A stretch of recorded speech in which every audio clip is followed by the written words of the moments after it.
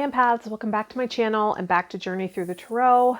This week we're talking about our week with the Three of Wands. Interesting week. And then we're introducing the Four of Wands, which I'm very much looking forward to. We're working with the Waite-Smith symbolism of the Rider Tarot deck. And this journey is inspired by Dirty and Divine, a book by Alice B. Grist, A Transformative Journey Through Tarot. She spent a day with each card. We're spending a week with each card. And then a lot of the information is coming from my tarot teacher, or one of them, Robert M. Place, the Tarot History, Symbolism, and Divination. All of those items are available in my Amazon store, which is linked in the description of the video. So let's get started and talk about the week with the Three of Wands. Now, remember, the Three of Wands is about your ships coming in, about setting intentions out, putting intentions out into the world and to the universe and waiting for them to come in, waiting for your ships to come in, because there's ships on the card, right?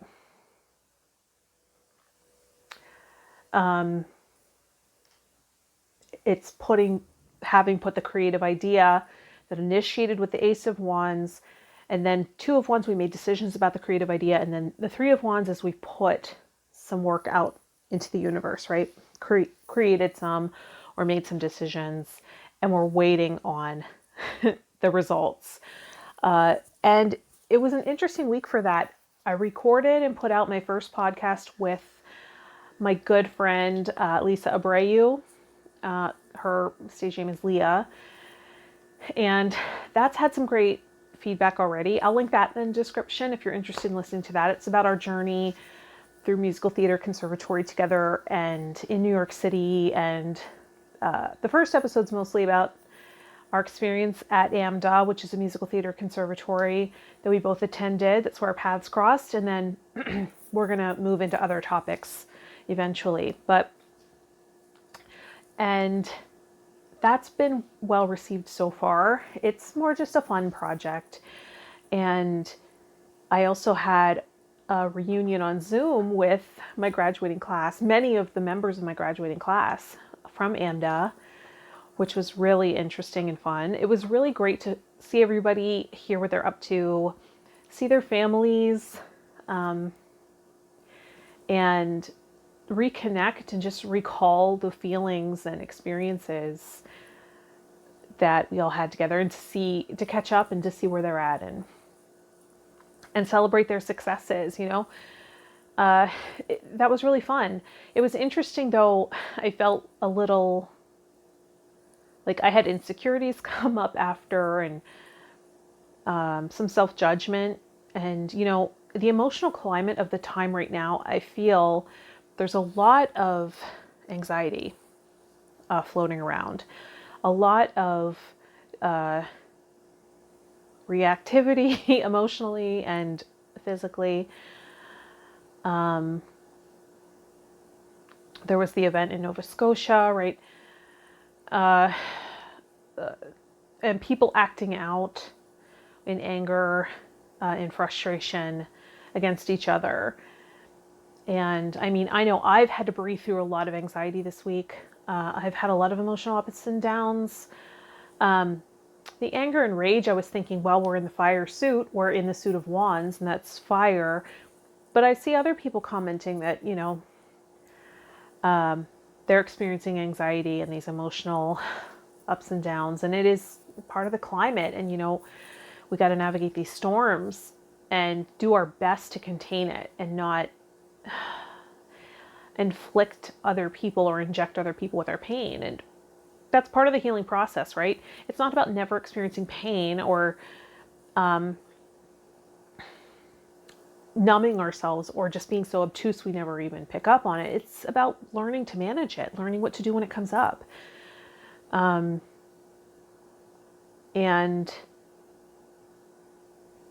so for me, I just had to sit with it, breathe through it, try to listen to it and see what it wanted to tell me. And a lot of it was trauma that I was working through. it's interesting because I felt like rewatching, I think it's called The Keepers. It's a docuseries on Netflix about these girls who were abused in Catholic school.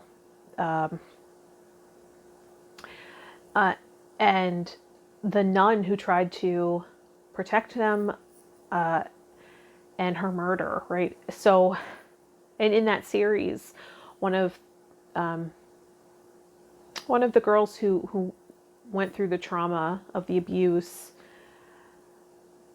talked about burying the memories, and they're coming up, right, revealing the memories. And it's interesting that's part of the healing path and process, right? Those memories start to come up, and we sort of try to figure out what to do with the aftermath as we scramble to kind of either numb it, shelve it, right, push it away, work through it. Particularly if it's something that's really hard to look at, right? And learn to manage the emotions that come up around it. So, I mean, the fact that I was drawn to that will tell you what mood I was in this week. It's like, yeah, a lot of that, a lot of heavy, heightened emotions. I traveled to go grocery shopping at Trader Joe's, which is about an hour one way from me. And I was impressed that, the steps they had in place to ensure people were acknowledging the social distancing and, not getting too close to one another. Everyone had a mask on, waiting in line to go in, making sure it's not overcrowded because it is a smaller store. And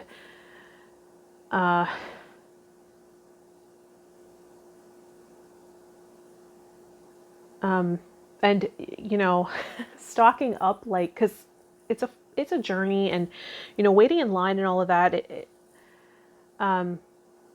it's not something you want to do constantly. So I definitely stocked up on groceries, and suddenly cookies became a food group.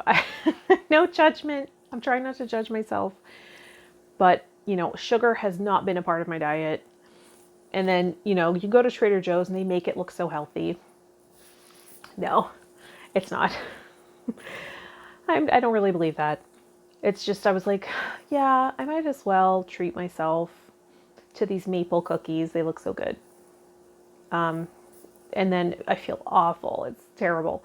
Plus the change in temperature. I mean, that's a redhead's weakness. They call it a superpower, but it's really a weakness. Like, to be so sensitive to temperature that if it's hotter by 1 degree, it's hard to manage.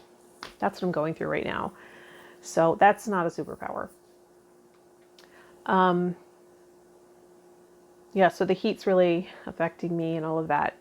And yeah, just feeling very creative, just having weird hours, right? Waking up so tired and exhausted, and then finally the gears start moving, and late at night ready to create. So that's interesting. It's a very odd time. And actually, a couple of months ago, before the self-quarantining began, and the COVID scare really took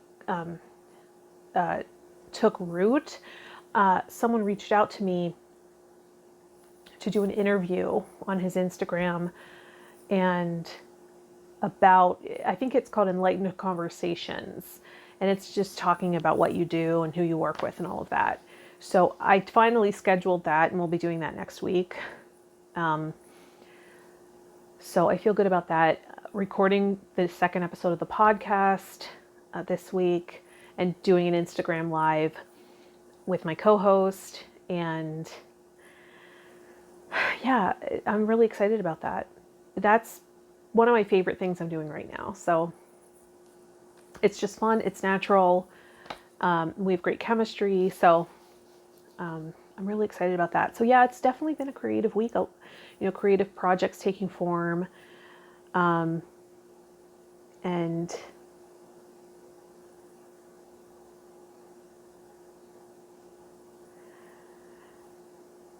anything else coming in about that? About ships coming in?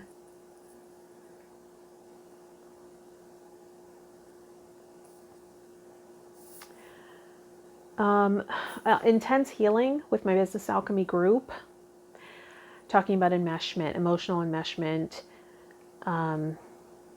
preventing, you from moving forward in your business. Oh, the stimulus checks came in, right, in the US. For those of us that were eligible, we got our stimulus payments. So that was a huge relief. We celebrated that.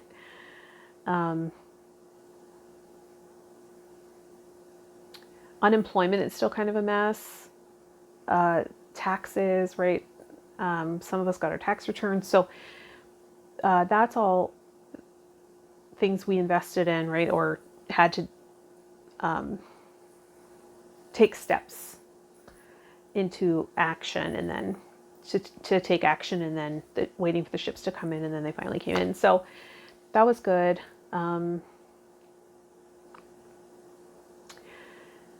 I think that's about it for this week. But I mean, those are kind of big things, like the Zoom reunion. That's something, the AMDA reunion, that's something that we've been thinking about doing for a long time.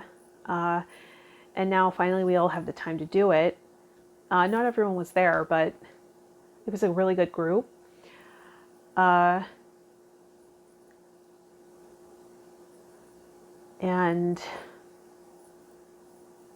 my brain is a little out of it. I've been trying to walk and like be outside at least a little bit every day. And I had a lot of things going on today in particular, and it's filming day, so I should have known.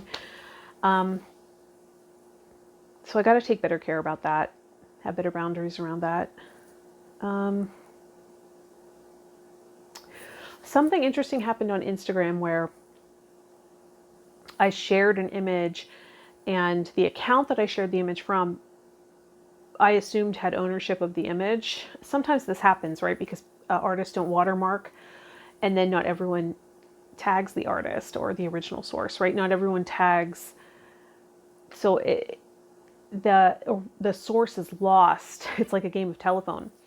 So, and the accountability falls on me for those things oftentimes because I have more followers, and so the larger accounts, get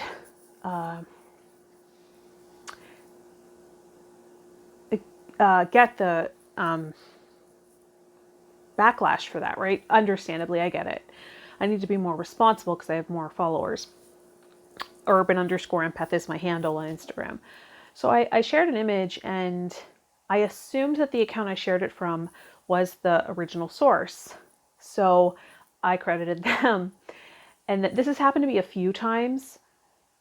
And and then the artist will say, "Thank you so much for sharing my work. Would you mind tagging me as well and crediting me?" And it's like, of course, that's how it works.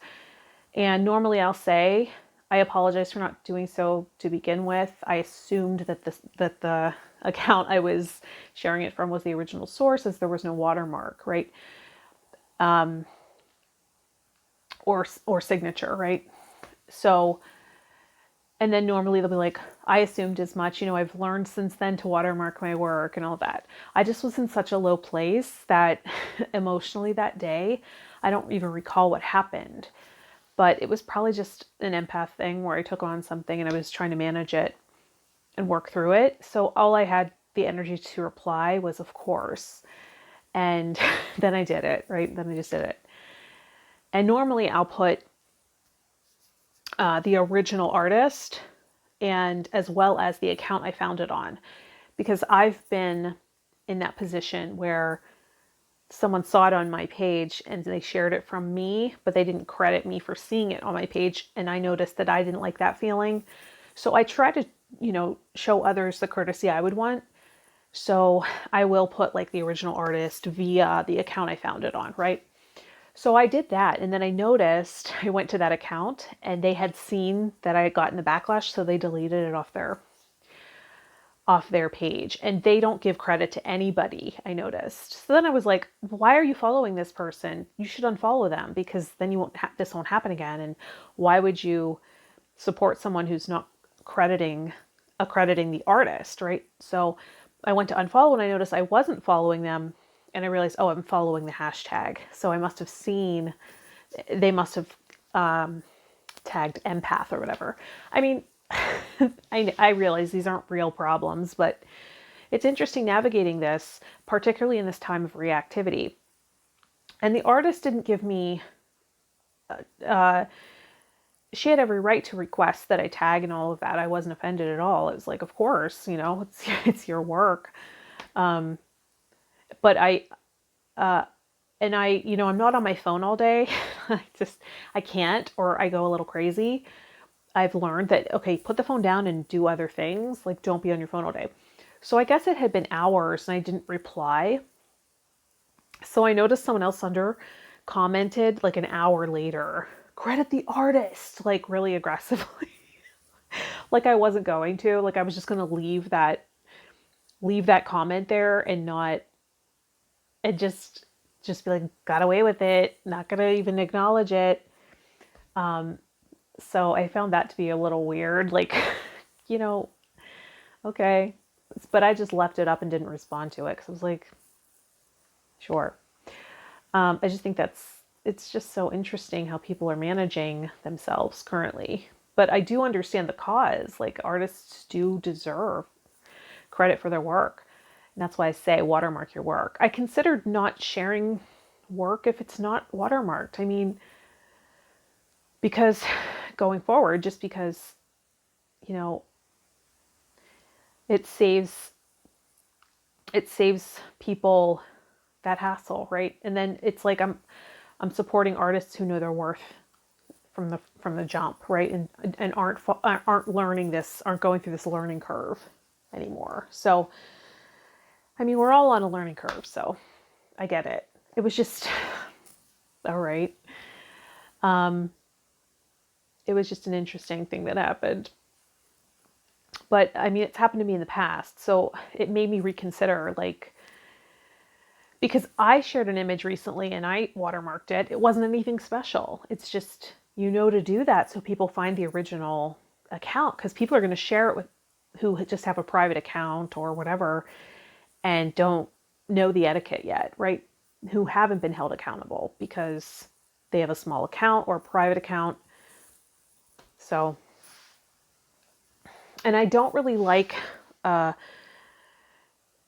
adding the watermark from the page, particularly if there's writing on it, because then it blocks the writing. And I realize you can put the watermark of the original source in a different corner depending on the app you have. I just think it takes away from the work. But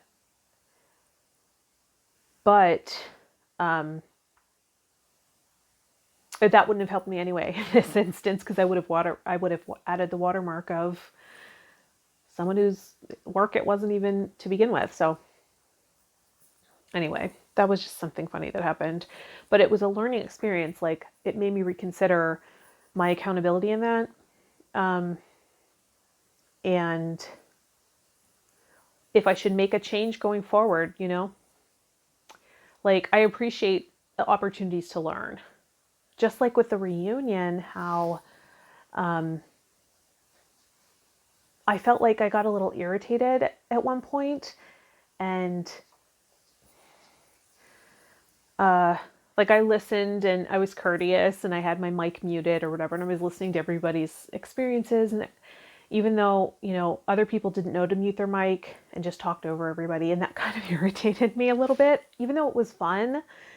It's also like, if you're just all talking, it's too much. I can't take it. Like, I can't,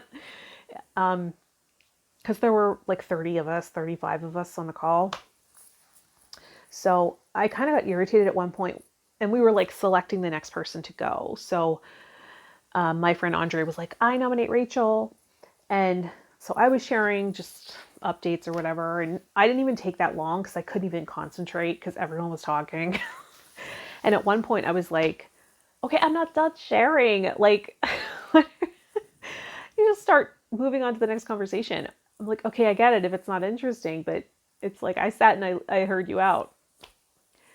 So I got a little irritated at one point. But most people at that point in the conversation had been drinking and like they were just having fun like they were at a party. Like, okay, I get that.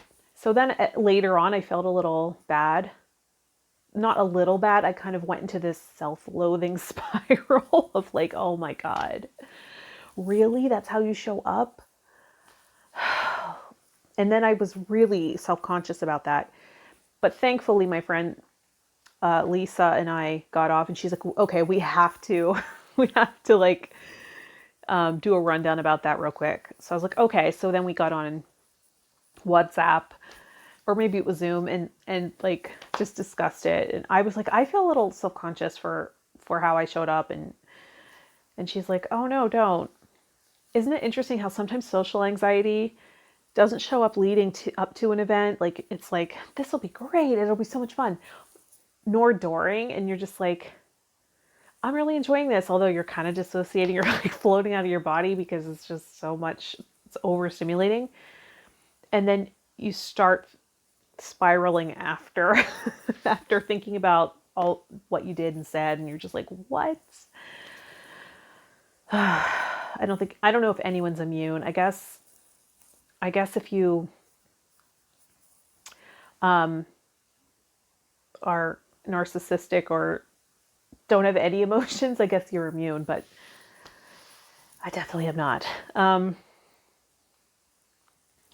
So yeah, that was interesting. Definitely heightened emotions this week, and low lows, high highs, and a lot of anxiety floating around. So that was this week. And again, today my brain is just like, it feels like it's been through it. It's exhausted. Like, just trying to keep my thoughts together here. Okay, so let's get into, okay, so that was my week with the Three of Wands. What was your week? Ships coming in, creative ideas, initiating, right? Starting the creative process on those projects that started with the idea during the Ace of Wands week, and then setting those intentions out to the universe and waiting for a response, right? Waiting for the synchronicities. Oh yeah, lots of birds on my walk today, like lots of beautiful birds. So it's, it's that time. As I was walking home, I saw a male and a female duck. They were so cute. They were really beautiful. And then walking up my street, there was a little bunny on the side of the road. And lately I've been noticing they don't jump away. They just stand there and look at me. It's kind of shocking. But so lots of animal messengers and just enjoying nature.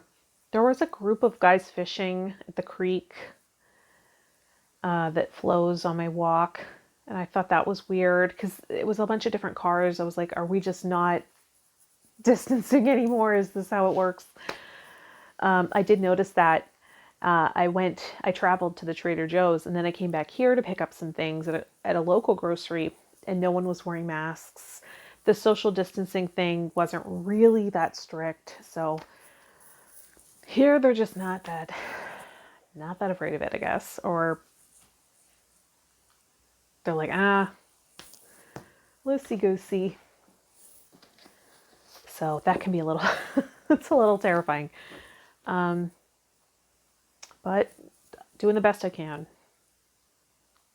So moving into the Four of Wands, and please do share your experiences with the Three of Wands. I hope it was a great week for you. Moving into the history of the Four of Wands. Oh, and I'm using this, my headphones right now, just because I heard the buzzing in last week's videos and I just couldn't take it. So I assume it's the microphone. I think it's Panda, microphone, Purple Panda or something like that brand.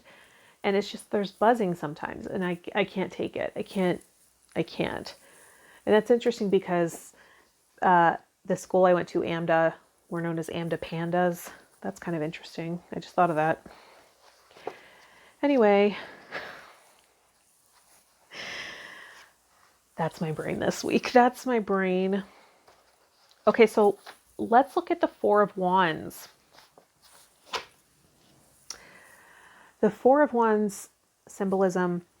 The project that has been initiated in the last pip is now established. With four wands, the number of physical manifestation, a new structure can be erected. The castle is now in the distance. The bridge on the right signifies that we have crossed over the water and the structure is being erected in the new territory. A symbolic roof of rose garlands has been attached and the erection is celebrated with festivities.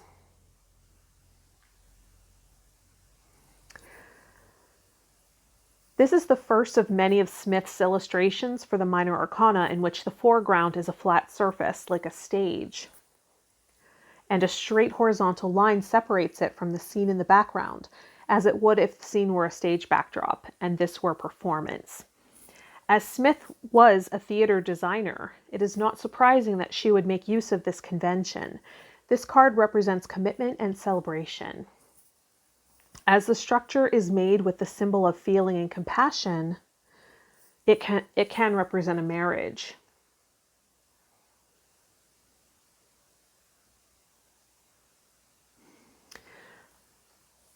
So that's the symbolism.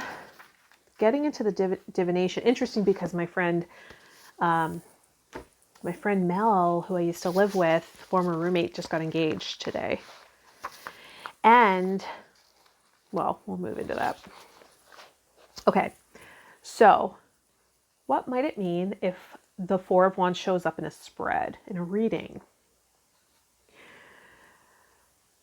Structure, stability, rooted, manifestation is coming, foundation, commitment, 1111, union, stable structure. From the four great staves planted in the foreground, there was a great garland suspended. Two female figures uplift nosegays at their side. At their side is a bridge over a moat, leading to an old manorial house. They are for once almost on the surface. Country life, repose, concord, harmony, prosperity, peace, and the perfected work of these. I can't write as well.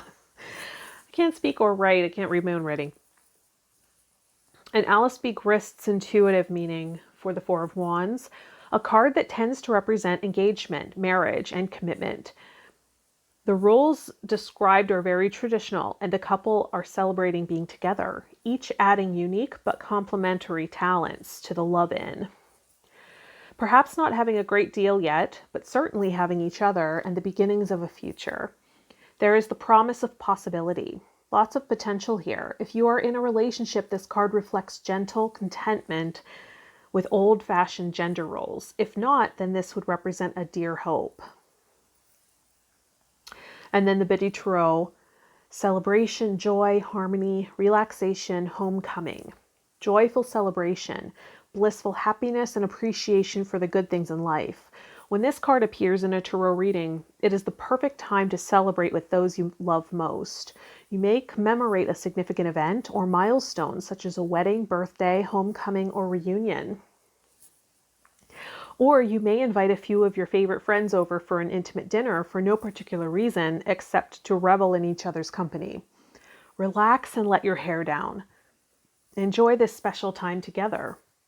The Four of Wands can show that you are returning home to the people and places familiar to you. You feel supported and secure, knowing you are with those who love you and care about you.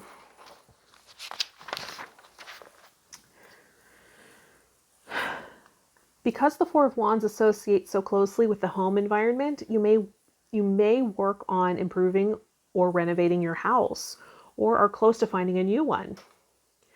And my friend is actually moving, so I thought that was interesting. She's so close to moving out of her childhood home. She's caring for her mother, and she's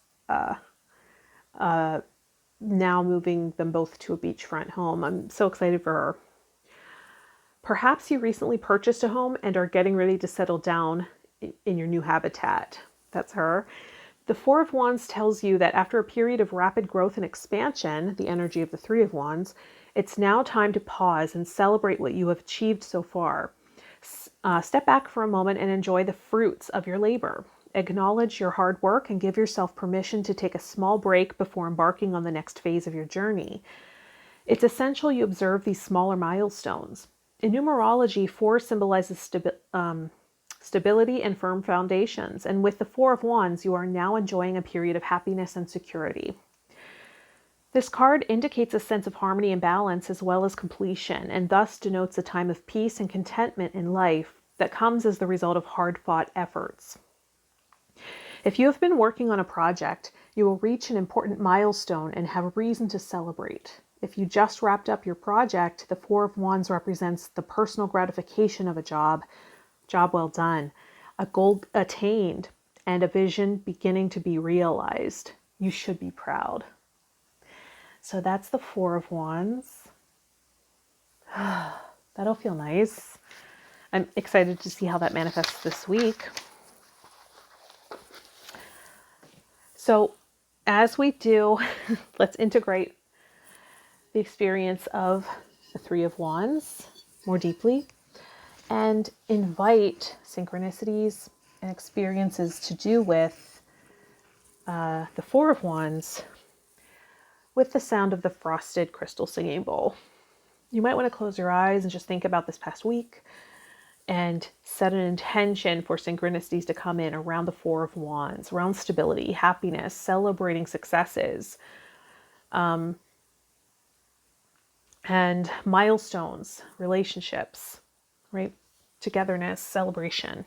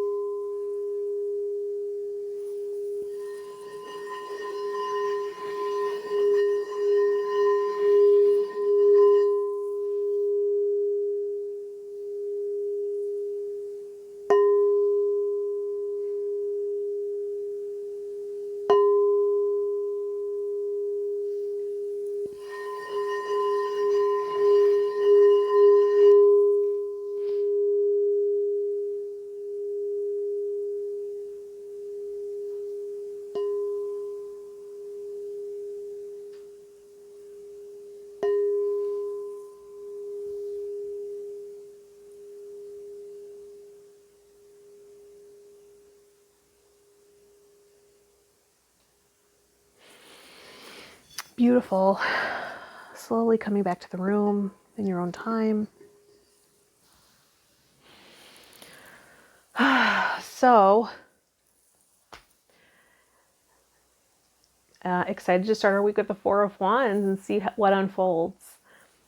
All right, thank you for liking the video, subscribing to the channel. Thanks for all of you who are sticking out with this journey with me. I hope you're enjoying the experiences. And thanks for sharing your experiences in the comments. And yeah, have a great week. I hope you feel the stability of this week with the Four of Wands and the togetherness. All right, I will see you in the next video. Bye, Empath.